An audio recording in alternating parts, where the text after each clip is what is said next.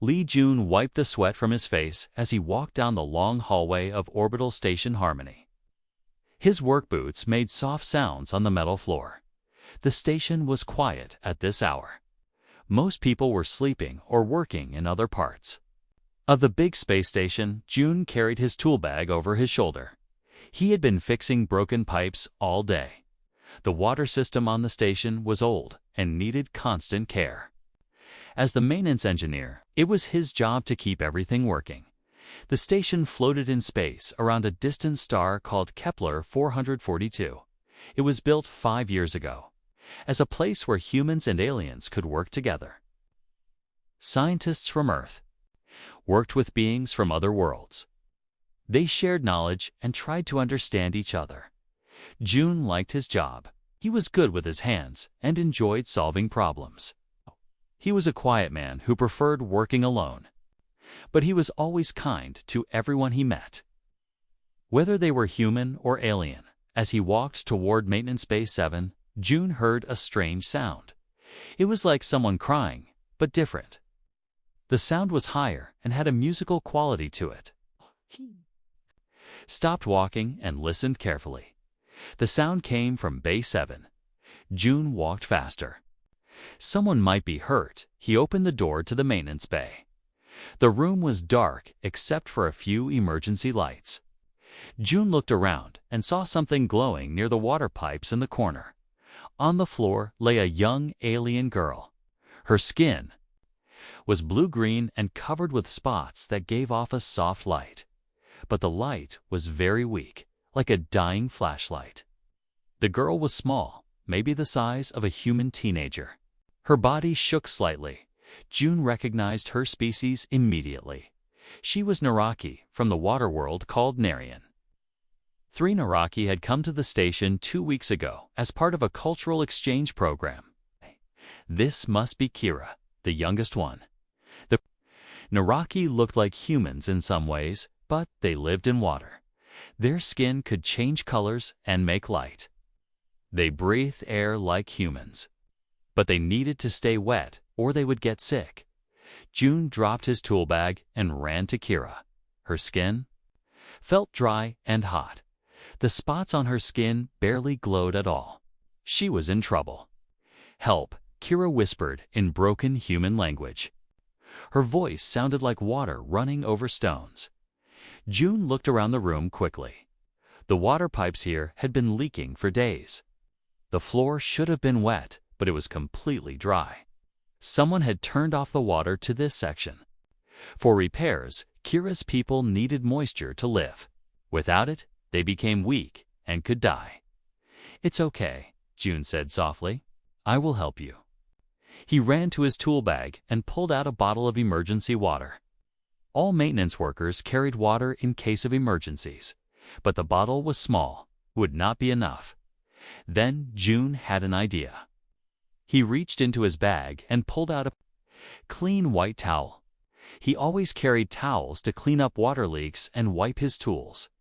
Jun opened the water bottle and poured all of it onto the towel. The cloth soaked up the water like a sponge. Then he gently placed the wet towel over Kira's shoulders and back. What happened next made Jun step back in surprise. Kira's eyes opened wide. The spots on her skin suddenly changed from dim blue to bright purple. She made a loud sound that was part scream and part musical note. She pushed herself away from Jun and the towel, moving backward across the floor. "No, no, no," Akira said.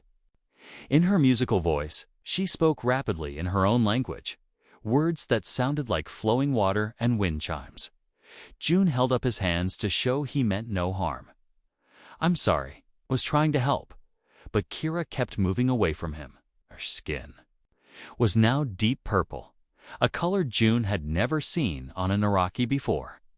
She looked at the towel on the floor like it was a dangerous animal.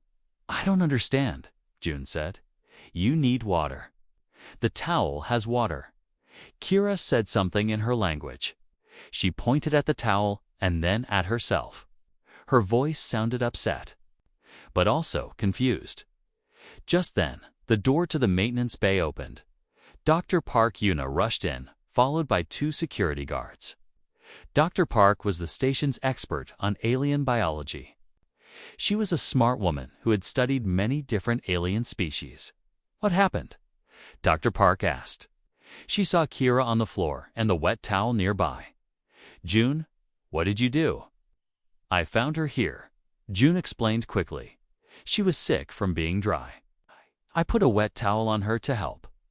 But she acted like I hurt her." Dr. Park knelt down near Kira, but did not touch her.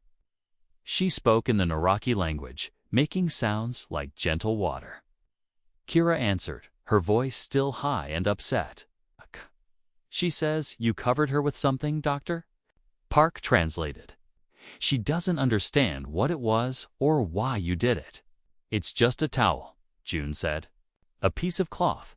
I made it wet to help her." Dr. Park talked to Kira again. The alien girl's purple skin slowly began to change to a lighter color. She was calming down, but she still looked confused. "June," Dr. Park said slowly, "I don't think the Naraki have ever seen anything like a towel before." "What do you mean?" June asked. "Their world is mostly water. They don't wear clothes or use cloth. Their skin does everything they need. They have never made fabric or textiles." June looked at the towel on the floor. It was just a simple white cloth, something humans used every day. He had never thought about how strange it might seem to someone who had never seen fabric before. "Is she okay?" June asked. Dr. Park spoke to Kira again. The alien girl answered, but her voice was quieter now. Her skin was slowly returning to its normal blue-green color. "She's not hurt," Dr. Park said, "but she's very confused. She wants to know what that thing is and why you put it on her." June picked up the wet towel. "It's called a towel. Humans use them to dry things or to carry water. I thought it would help her stay wet." Dr. Park translated this to Kira. The alien girl listened carefully. Then she said something that made Dr. Park's eyes go wide.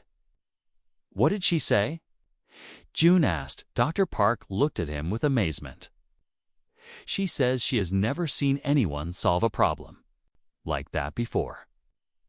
Her people change their bodies when they need something different. But you used something outside your body to help her."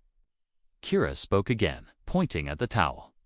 "She wants to understand how it works," Dr. Park said. "She has never seen anything like it." June looked at Kira, then at the simple towel in his hands. He had just wanted to help someone who was hurt. He had no idea that his simple act of kindness would be so strange and amazing to her. But as he saw the wonder in Kira's large eyes, June realized that sometimes the most ordinary things could be the most extraordinary of all. The next morning, Commander Kim Tae called an emergency meeting in the station's main conference room.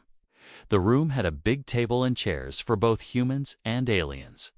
Large windows showed the stars outside. Lee Jun sat at the table feeling nervous. He had not slept well after what happened with Kira. He kept thinking about her purple skin and frightened reaction to the towel.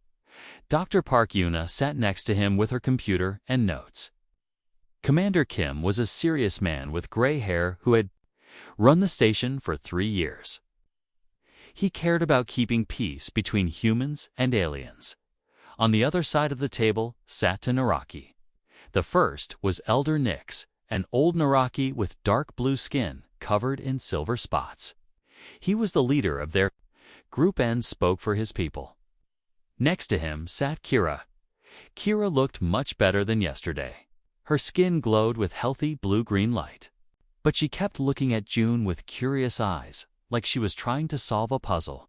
"We need to understand what happened yesterday," Commander Kim said. "We cannot have misunderstandings that might hurt our friendship with the Naraki people." Nix spoke in his musical language. His voice sounded like deep ocean waves. Dr. Park used a translation device to change his words into human language.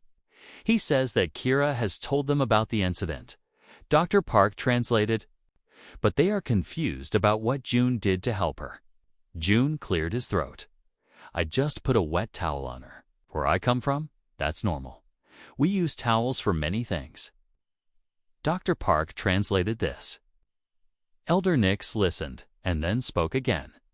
His skin flashed with different colors as he talked. He wants to know what a towel is, Dr. Park said. They don't have a word for it in their language. Commander Kim looked surprised. They don't know what cloth is. Dr. Park shook her head.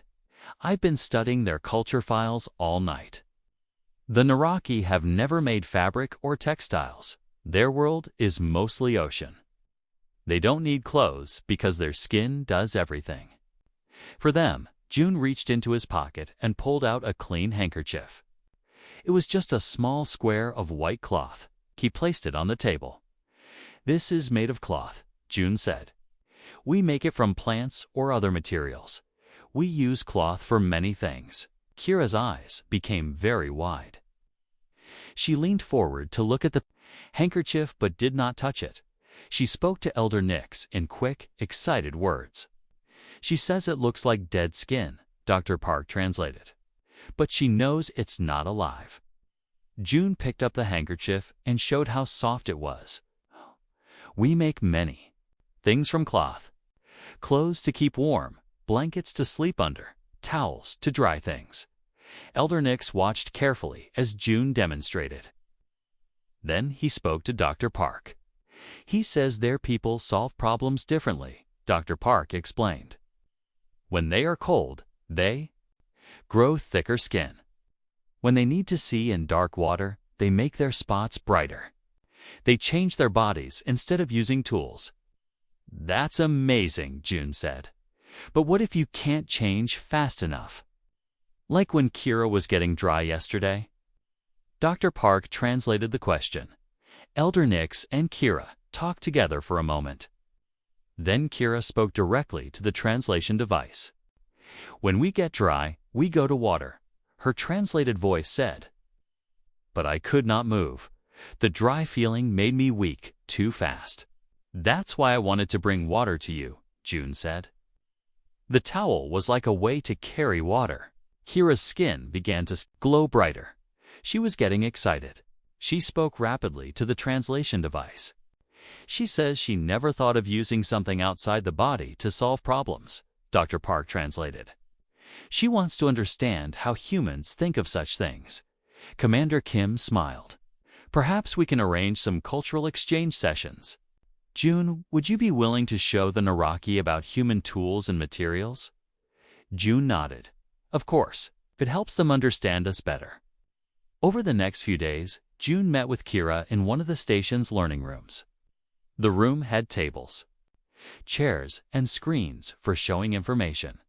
June brought different examples of human-made materials. He showed Kira many types of cloth, cotton, wool, silk, and synthetic materials. He explained how humans made thread, then wove it into fabric.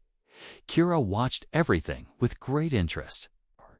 Your people are very creative, Kira said through the translator. Her human language was getting better each day. You make so many things from simple materials. June showed her how towels absorbed water, how blankets kept people warm, and how bandages helped heal wounds. Each demonstration made Kira's skin glow brighter with excitement. Show me more, she would say, after each example. In return, Kira showed June amazing things about her people.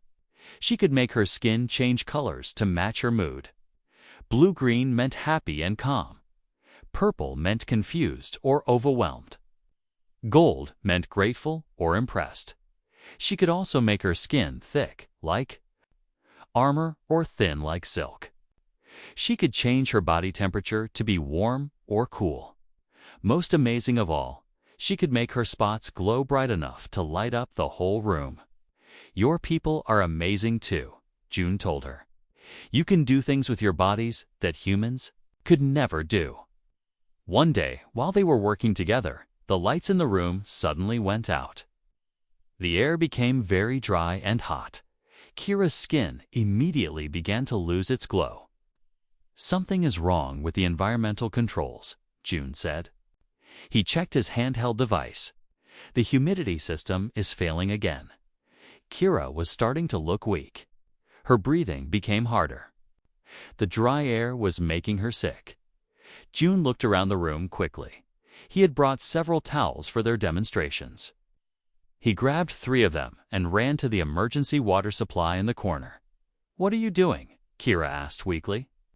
"Making you a safe place," June said. He soaked all 3 towels with water. Then he arranged them around Kira like a small tent, creating a humid space around her. This time, Kira did not pull away. Her skin turned bright gold as the wet towels created a moist environment around her. She could breathe easily again. "You saved me again," she said, her voice full of wonder. "But this time, I understand what you did." June smiled. Humans have learned to use tools because our bodies can't change like yours can. We have to be creative with what we have. Kira reached out and gently touched one of the wet towels. "This is not just cloth," she said. "This is human thinking made real." Just then, Dr. Park rushed into the room. "Are you both okay? The environmental systems are having major problems all over the station." "We're fine," June said. "But something seems wrong. This is the second time the humidity has failed near the Naraki areas." Dr. Park frowned. "You're right. Commander Kim is investigating. He thinks someone might be causing these problems on purpose." Kira's skin flashed red, a color June had never seen before. "What does red mean?" he asked. Dr. Park checked her notes. "Anger," she said, quietly. "Kira is angry that someone would try to hurt her people." As they sat in the small shelter made of wet towels, June realized that their friendship was growing stronger. But he also worried that someone on the station wanted to hurt the Naraki visitors. The towel that had once confused Kira was now protecting her life, and June was beginning to understand that sometimes the simplest human inventions could be the most powerful of all. 2 weeks after the emergency meeting, Dr. Park Yuna had an exciting idea. She called June and Kira to her laboratory in the science section of the station. The lab was full of computers, screens, and strange equipment. Tables held samples from different alien worlds. Charts on the walls showed the biology of many different species. "I want to start a special research project," Dr. Park said to them. "I want to study how different species solve problems. Humans use tools and materials from outside their bodies. The Naraki change their bodies to meet their needs." Kira's skin glowed bright blue-green. She was excited about the idea. "This could help both our peoples learn," she said. Her human language was much better now. June nodded. "I'd like to help. Working with Kira has taught me a lot about thinking." In new ways, Dr. Park smiled. "Good. You two will be the main researchers. Kira, you can show us how your people adapt. June, you can demonstrate human problem-solving methods." Over the next few days, June and Kira worked together in the lab. They created tests to compare human and Naraki methods. When they needed to reach something high up, June built a ladder from metal pipes. Kira made her arms longer by stretching her muscles and changing her bone structure. Both methods worked, but in completely different ways. When they needed to see in a dark room, June used a flashlight. Kira made the spots on her skin glow brighter. Again, both solutions worked perfectly. "This is fascinating," Dr. Park said as she recorded their work. "You're showing that there are many different ways to solve the same problem." As they worked together, June and Kira developed their own way of talking. June learned to understand Kira's skin colors and light patterns. Kira learned human expressions and hand gestures. When Kira was thinking hard, her skin turned pale green. When she was happy with a solution, golden spots appeared around her eyes. When she was frustrated, orange stripes flashed across her arms.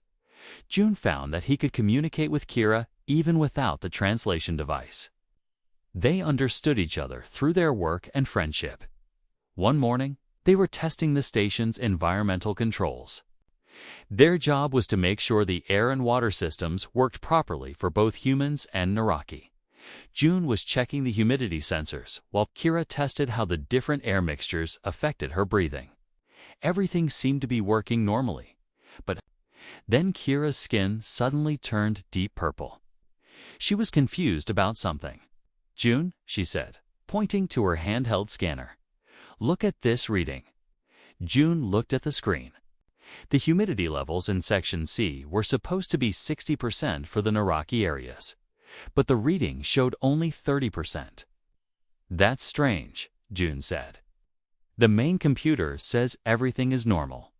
They went to Section C to check the sensors. In person. This was the area where Elder Nix and the other Naraki had their living quarters. When they arrived, they found the hallway was much drier than it should be. Kira's skin immediately began to look less bright. "Something is wrong here," Kira said. "This air will make my people sick." June opened the maintenance panel and looked at the humidity control system. Everything looked normal from the outside. But when he used his scanner, he found something strange. "Look at this," he said to Kira. "Someone has changed the settings on this control box, but they did it from the inside, so the main computer doesn't know." Kira's skin flashed red. She was angry. "Someone is trying to hurt my people." June felt angry too. The Naraki were guests on the station. They trusted the humans to keep them safe. "We need to check the other Naraki areas," June said. They spent the next few hours checking all the environmental controls in the Naraki sections. They found the same problem in 4 different places. Someone had secretly changed the settings to make the air too dry for the Naraki. "This is not an accident," Kira said. "Someone is doing this on purpose." They reported their findings to Dr. Park and Commander Kim. The commander was very upset when he heard the news. "This is sabotage," he said. "Someone is trying to hurt our alien guests. We need to find out who is doing this." Dr. Park pulled up the security records on her computer. "Let's see who has been in those areas recently." The security videos showed many people walking through the Naraki sections. Most were scientists, maintenance workers, and station personnel doing their normal jobs. But one person appeared in all 4 locations where the sabotage happened. His name was Han Wu, a maintenance worker who had been on the station for 2 years. "I know Han Wu," June said. "He works in the water recycling section. He's always been quiet and kept to himself." Commander Kim frowned. "We need to talk to him.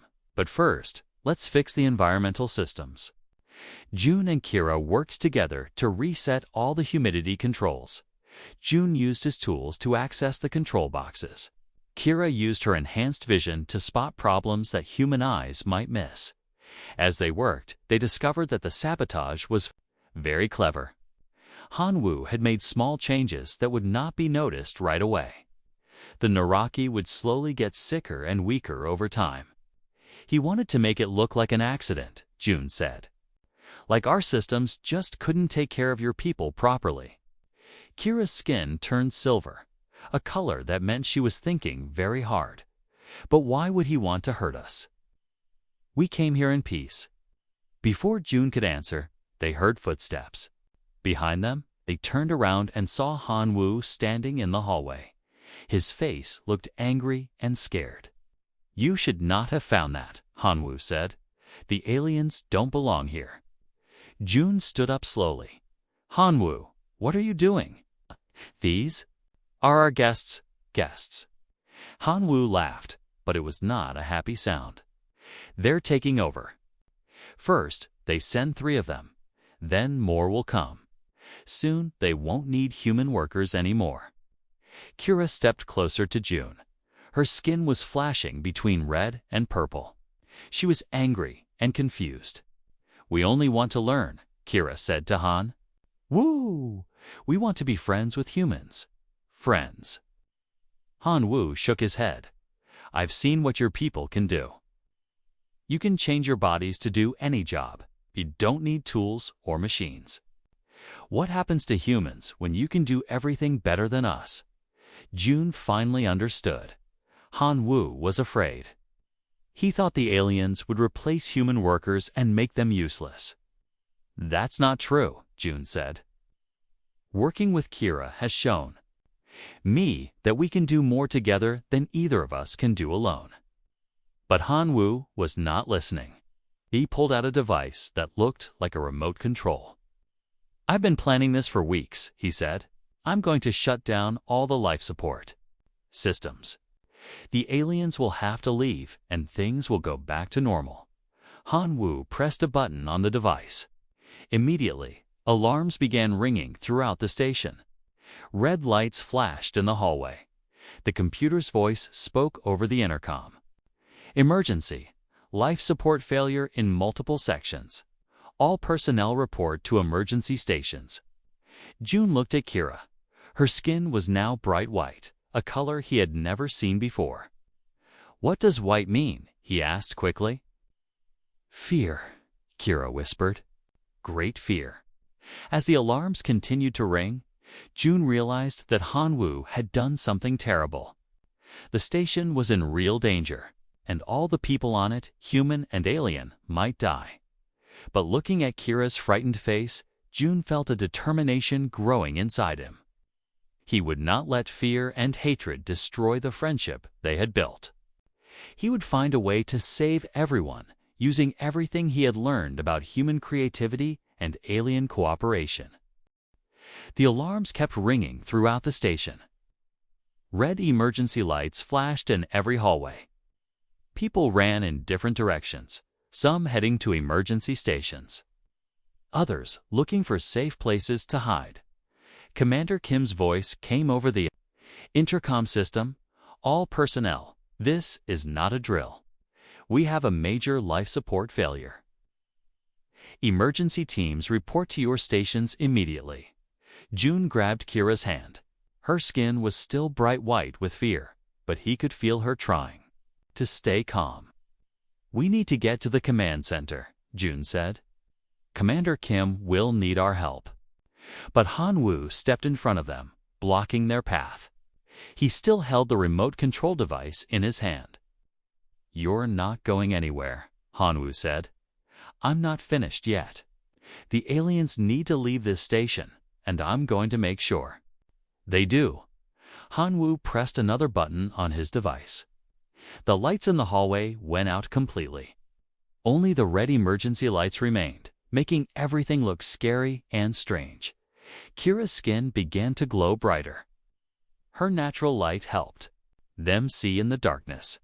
But June could tell she was using a lot of energy to make the light. Han Wu, please stop this, June said. You're going to hurt everyone on the station, not just the Naraki. Sometimes you have to make hard choices, Han Wu replied. Humans come first. Suddenly, Dr. Park's voice came through their communication devices. June, Kira, where are you? We need you in the command center right away. We're in Section C, June answered. But Han Wu is here. He's the one causing the problems. Security teams are on their way, Dr. Park said. But we have bigger problems. The life support systems are failing faster than we expected. We only have about 2 hours before the air becomes dangerous. Han Wu smiled, but it was not a nice smile. 2 hours should be enough. The aliens will have to get on their ships and leave. But the Naraki ships won't be here for 6 hours, Kira said, her voice shaking. We called for help, but they are too far away. Han Wu's smile disappeared. He had not thought about that. His plan was to force the aliens to leave, but now he realized he might actually kill them. That's not what I wanted, Han Wu said quietly. Then help us fix this, June said. Show me how to reverse what you did. But before Han Wu could answer, they heard running footsteps. 2 security guards ran down the hallway toward them. Han Wu panicked. He pressed several buttons on his device at once and then threw it on the floor. the device broke into pieces. "No!" June shouted. He knelt down and tried to put the pieces back together, but it was hopeless. The device was completely destroyed. The security guards arrested Han Wu and took him away, but the damage was already done. Without the device, they could not easily reverse the sabotage. June and Kira ran to the command center. The room was full of people working frantically at computers and control panels. Commander Kim stood in the center, giving orders to his team. "What's the situation?" June asked. Dr. Park looked up from her computer screen. "It's bad." Han Wu didn't just change the humidity controls. He programmed a virus into the main computer system. It's shutting down life support throughout the entire station. "How long do we have?" Kira asked. "The computer says 90 minutes before the air becomes too thin to breathe," Commander Kim answered. "The Naraki will be affected first because you need more moisture in the air." Elder Nix and the other Naraki were already in the command center. Their skin looked dull and gray. They were having trouble breathing in the dry air. June looked around the room. Everyone was working hard, but they all looked worried. The technical teams were trying to fix the computer virus, but it was very complex. "There has to be another way," June said to himself. Kira heard him. "What are you thinking?" June's mind was racing. He thought about all the things he had learned. Working with Kira, human tools and creativity. Naraki adaptation and biological skills. Working together to solve problems. "What if we don't try to fix the computer system?" June said. "What if we create our own life support system?" Dr. Park looked at him strangely. "What do you mean?" "The station has emergency supplies everywhere," June explained. "Water, oxygen tanks, emergency equipment. What if we use all of that, plus human materials, to create safe spaces for everyone?" "That's impossible," one of the technicians said. "We'd need to create a life support system for over 200 people. Not one big system," June said. "Many small ones. Like emergency shelters." Kira's skin began to glow golden. She understood what June was thinking. "Humans use cloth and materials to solve problems," Kira said. "We could make small, safe rooms using fabric and emergency supplies." Commander Kim listened to their idea. "How would that work?" June grabbed a tablet and began drawing a simple diagram. "We take all the cloth on the station, towels, sheets, blankets, clothes, everything. We use them to make sealed rooms in different parts of the station. Each room would have its own air supply from emergency oxygen tanks," Kira added, "and water from the emergency reserves. But we'd need hundreds of pieces of cloth," Dr. Park said, "and a way to seal them together." "The maintenance department has plastic sheeting and tape," June said. "We can combine cloth with plastic to make airtight spaces." Elder Nix spoke up. His voice was weak, but he could still talk. "This plan might work, but our people will not want to be enclosed in small spaces. It is not our way." June looked at the elder. "I know it's scary, but sometimes we have to try new things to survive."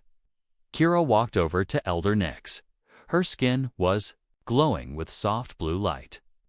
"The first time June put a towel on me, I was frightened too, but he was trying to save my life. This is the same thing." Elder Nix looked at Kira for a long moment. Then he nodded slowly. "If you trust the human methods, then we will try." Commander Kim made the decision. "All right, we'll try June's plan, but we need to work fast." The next hour was like nothing June had ever experienced. Everyone on the station worked together to gather materials. People brought towels, sheets, blankets, and clothes from their rooms. The maintenance teams brought plastic sheets, tape, and tools. June and Kira worked with teams of humans and Naraki to build emergency shelters in different parts of the station. Each shelter was big enough for about 10 people. The humans showed the Naraki how to seal cloth and plastic together. The Naraki used their enhanced vision to spot air leaks that human eyes could not see. Some Naraki were still afraid of being enclosed in the fabric shelters, but Kira went to each group and explained how the materials would keep them safe. "This is human thinking made real," she told them. They used tools and materials to protect life. As they worked, June noticed something amazing. The humans and Naraki were not just following his plan, they were making it better. The Naraki suggested using their bioluminescent skin to provide light inside the shelters. The humans figured out how to create air circulation systems using small fans and emergency power supplies. With 30 minutes left before the air became dangerous, they had built 20 emergency shelters throughout the station. Each shelter had its own air supply, water, and enough space for the people assigned to it. "This is incredible," Dr. Park said as she checked the final shelter.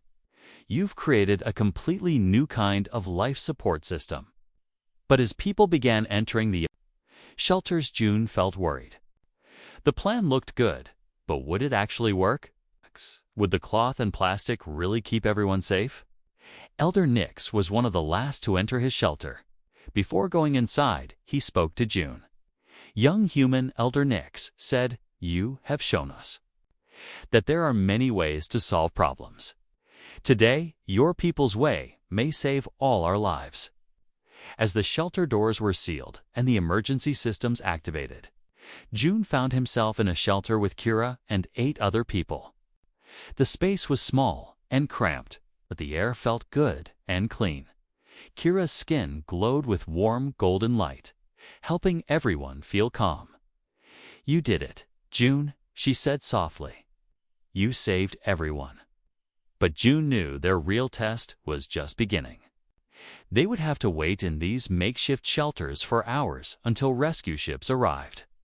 The question was, would his simple human idea of using cloth and materials really keep everyone alive?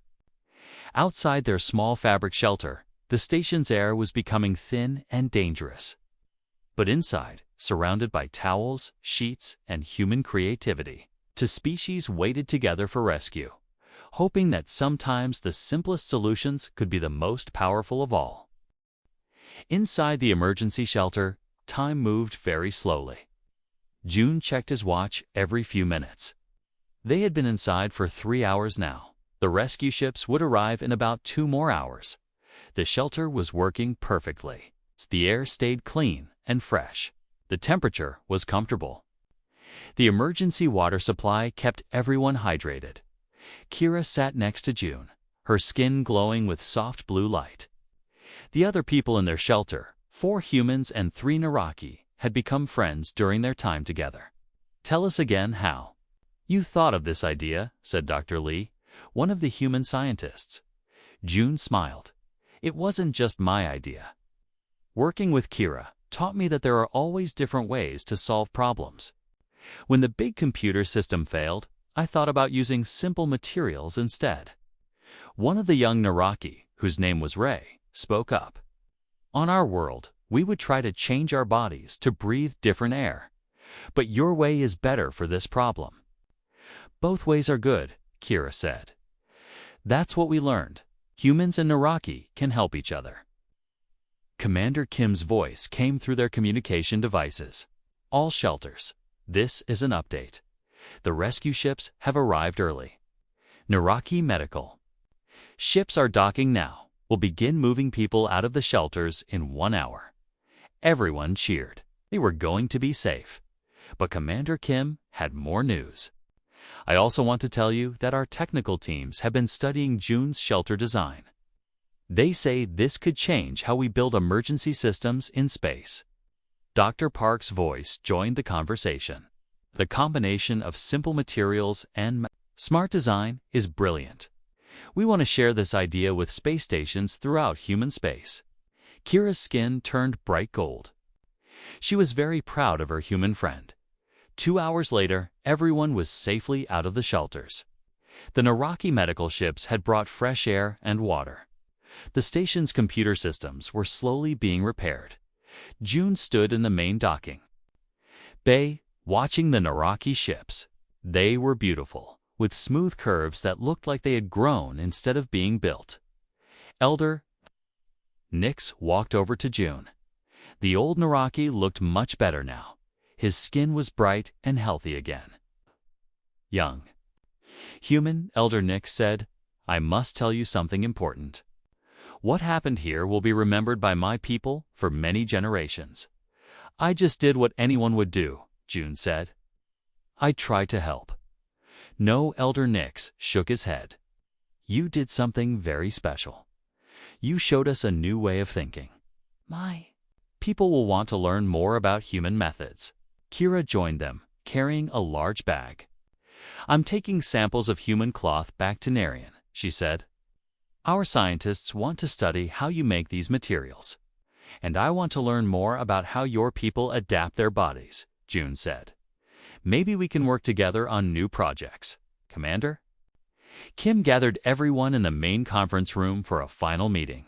Han Wu was there too, but he was under guard. He looked sad and ashamed. Before our Naraki friends leave, Commander Kim said, I want to address what happened here. He looked at Han Wu. Your fear and hatred almost killed everyone on this station. But I've decided not to send you to prison. Han Wu looked surprised. Why not? Because June and Kira have taught us something important, Commander Kim explained. Fear comes from not understanding each other. Instead of punishment, you'll spend the next year learning about alien cultures. Maybe you'll understand why cooperation is better than fear. Han Wu nodded slowly. I was wrong. I see that now. The aliens, The Naraki, they're not trying to replace us. They're trying to be friends. Elder Nick spoke to the group. My people. And I will return to Nerian tomorrow. But this is not goodbye. We want to establish a permanent exchange program with this station. What does that mean? Dr. Park asked. Young Naraki will come here to learn human methods, Elder Nix explained. And young humans can come to our world to learn our ways. Kira's skin glowed so brightly that it lit up the whole room. I want to be the first Naraki student, she said. I want to study human engineering. And I'd like to visit Nerian someday, June said. I want to learn how your people solve problems with biological adaptation. Dr. Park smiled. I think we can arrange that. This could be the beginning of something wonderful. 6 months later, June received an interesting message. It came from Nerian, from Kira. The message showed a video of Kira standing in what looked like a laboratory. A TIS lab was underwater, with fish swimming past the windows. Hello, June, Kira said in the video. Her human language was now perfect. I wanted to show you what we've done with your towel idea. The video showed Naraki scientists working with materials that looked like cloth, but they were made from sea, plants, and algae.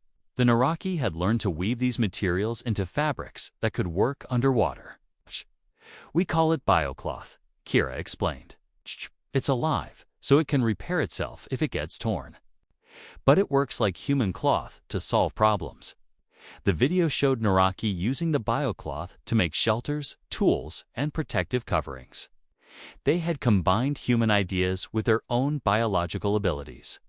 But the most important thing, Kira continued in the video, is that we're sharing this with other species, just like you shared the towel with me.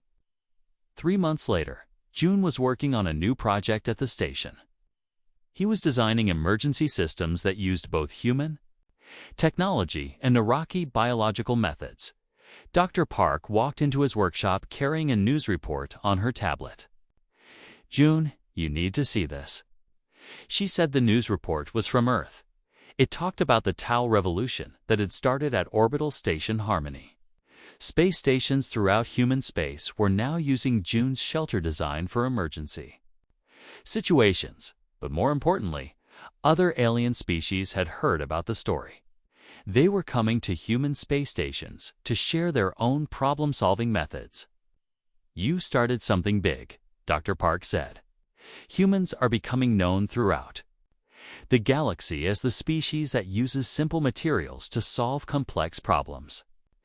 June smiled as he looked out the window at the stars. It all started with just trying to help someone who was hurt. The best things usually do, Dr. Park said. That evening, June received another message. This one was from the Galactic Council, a group that included many different alien species. The message said that June had been invited to speak at their next meeting. They wanted him to explain human problem-solving methods to representatives from hundreds of different worlds. "Will you go?" Dr. Park asked when she heard about the invitation. June thought about Kira, who was now studying at the first human Iraqi Engineering University on Narian. He thought about all the species that were learning to work together instead of being afraid of each other. "Yes," June said. "But I'll need to bring some towels with me." Dr. Park laughed. "Why?" "Because," June said, looking at a simple white towel on his workbench. "Sometimes the most ordinary things can change the galaxy." As June prepared for his journey to the Galactic Council, he remembered that day when he found Kira dying in the maintenance bay. He had just wanted to help. He'd never imagined that one small act of kindness and one simple towel would help bring so many different species together. But that's how the best changes happen, June thought. They start with one person trying to help another person using whatever simple tools they have. And sometimes those simple tools can change everything.